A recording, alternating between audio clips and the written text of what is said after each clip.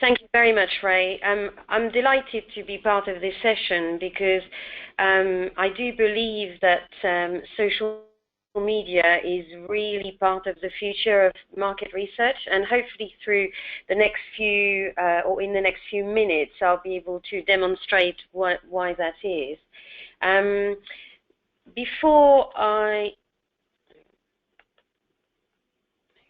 we go, it's working. Before I sort of dive in to the core of the presentation, I wanted to share a quote from the innovation lead at PwC for the US, which really summarizes what the benefits are of social media listening.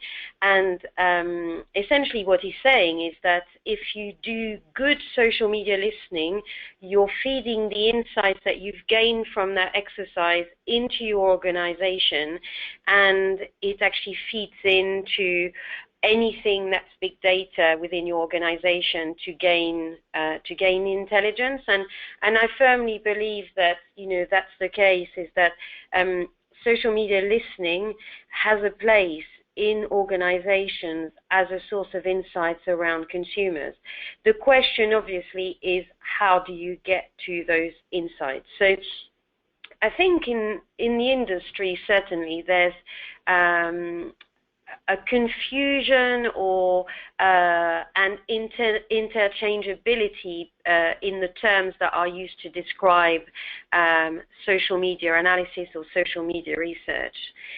I guess the issue is that the focus up to now when it comes to social media has been really around social media monitoring, which is a passive way of looking at the social media data set in order to derive volumes and buzz and key metrics. Forrester defines it really well and calls it the passive observation of social data, including tracking, identifying, and analyzing online conversations to understand consumer opinion. I would actually say that that's kind of in between what I would define as social media monitoring and social media intelligence, because for me social media monitoring is really the basics, is really what you get out of the tool without really any human intervention. Social intelligence is really what I'm talking about today, which is deriving consumer and business insights from social media channels to inform business strategy and answer business questions. So there are, essentially what I'm trying to say is that out there are tools which give you social media data, dashboards which you can access in real time, which are automated and which give you really an idea around your brand buzz. Some tools can do topic identification. You can look at your key Twitter contributors, etc., and that's great. That gives you the what. But what some organizations, some large organizations have realized is that tools aren't everything and they can only take you so far. And what organizations are doing now is either hiring their own workforces to be able to make sense of this content. So companies like Unilever have got a whole team dedicated to understanding social media conversations, for example, but they're not the only ones who've built that resource. Others decide that they do not want to have that resource in-house, so would prefer to have agency like the agency I work for them and really help them answer business questions, which is what this is all about. Human intervention is absolutely key in this process. And essentially, from this really rich source of data that social media is, you can get insights through human analysis. You can get to the why and also the now what, or what I call the now what, which is the action and the integration within business action. There's six main areas I see, and I'm sure I'm not the only one, in where social media can help inform business decisions. One is category foresight, where it's all around feeding the innovation process, working alongside other sources of research, and helping the ideation process, essentially. So really, really helping that. Brand and product usage and health and equity is quite an obvious one. Consumers talk about brands on social media extensively, so it would be a shame not to use that as a resource. There's obviously caveats to how you do it and what you look at, but I'm not really going to go into much detail on that today. But that's a strong application of it.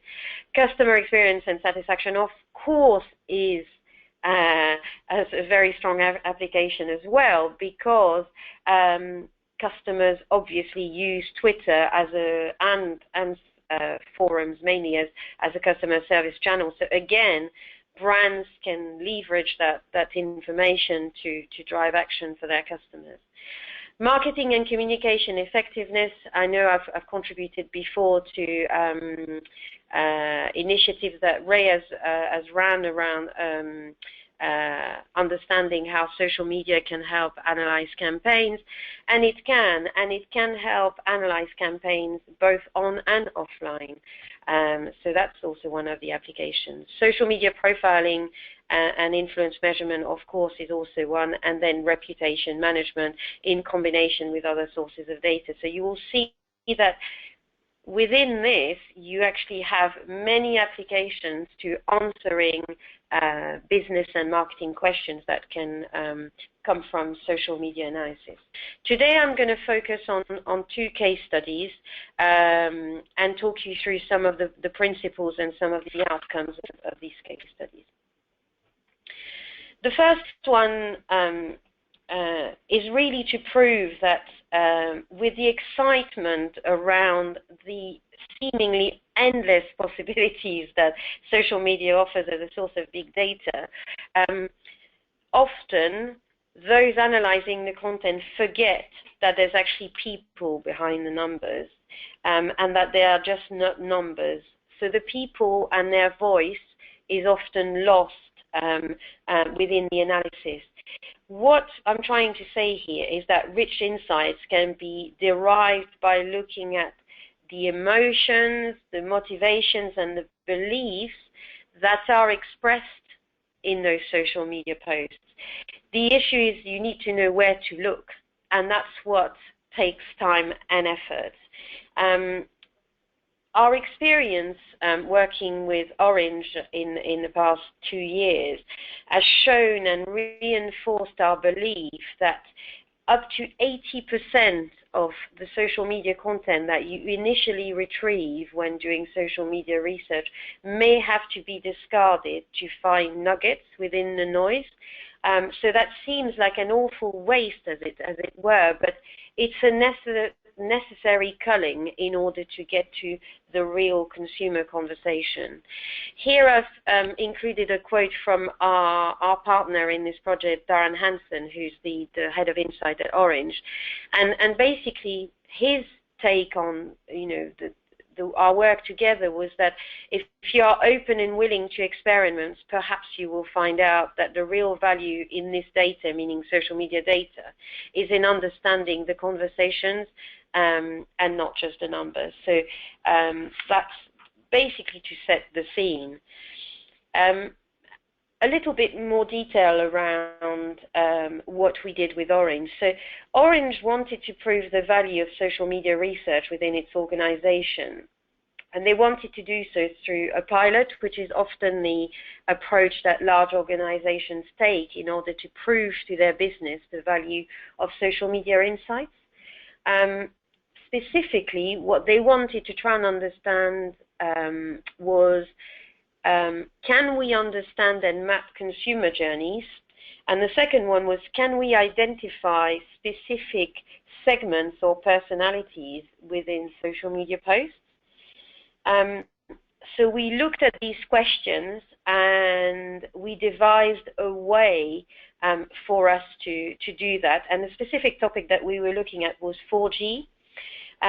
So what we focused on was really looking at the emotions and the perceptions generated throughout the launch of 4G in a number of key markets. France, Spain, and Romania were the key markets that we focused on.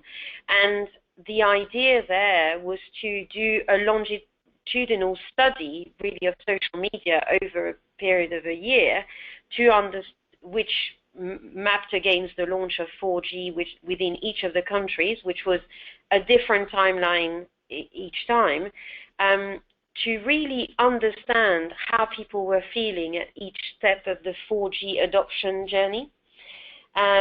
So we were able to follow consumers from anticipation, which is basically waiting for 4G to be available, to first use, to broad access being available to everyone, and how they felt throughout. One of the findings was that the influence of media and advertising from brands who were launching into the 4G space had a massive impact on setting expectations for the service and really driving excitement. So people had expectations about what the experience would be based on the messages that had been communicated through PR or through advertising, and it raised service promises. And the issue is that whilst users were initially impressed with the way the services worked and the way they connected to 4G and the possibilities it afforded, specifically because of the speeds of download, they were disappointed by the lack of geographical availability, because the launches tended to be targeted to certain urban areas to start with and then being rolled out further afield. But also within the areas where the services had been launched, there were significant coverage gaps, which led to this disappointment. The other aspect of it, and the answer to the other question that they asked us was, can you map personalities, or can you find specific people who adopted 4G, and are there differences in the types of people who did? And as you could expect, the answer was yes. We found 4 types of people really that followed loosely a classic innovation adoption cycle.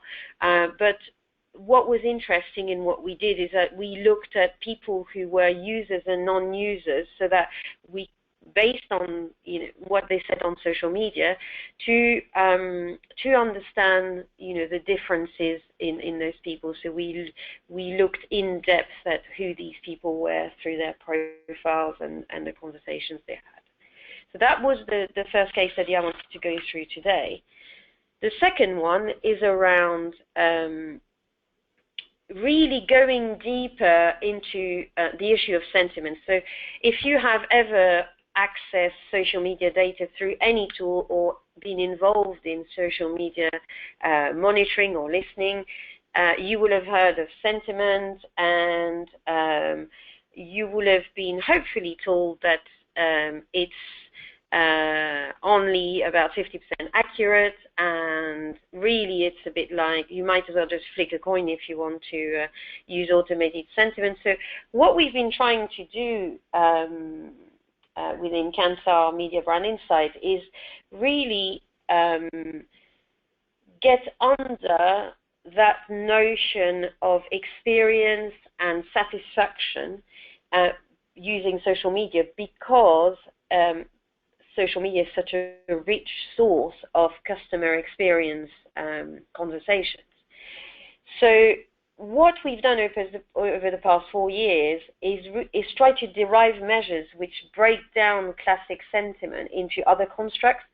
So we've developed an approach to developing and measuring customers' moods. For example, we've created a trust measure, which we've used for several energy providers. And we've also developed a social media NPS score, which is meant to mirror a classic Net Promoter Score collected from traditional quantitative market research. An example of this is something that we did around pay TV. The idea, this was an opinion piece that we did, and the idea came from the fact that we saw that Ofcom and Which were releasing data around pay TV providers. So we saw an opportunity to test out whether customer sentiment as expressed on social media was reflecting of those two sources, and B, whether we could use a Net Promoter Score to understand how good social media was at predicting some of the Which data and some of the Ofcom data.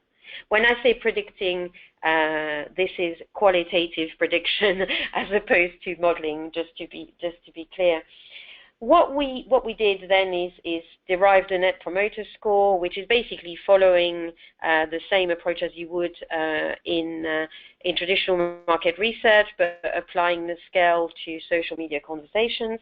And we found that the social Net Promoter Score we derived was actually really quite closely matched to the Which survey rankings. So we found that Sky TV was the outright winner across the sector, followed by BT and TalkTalk, and that it also mirrored the Ofcom complaints, at least for TalkTalk and BT. For Virgin, it was slightly different because Virgin had lesser complaints because it has a much better brand image, and I think that people don't actually complain as much about it because there's a better aura around the brand, or at least that's our theory.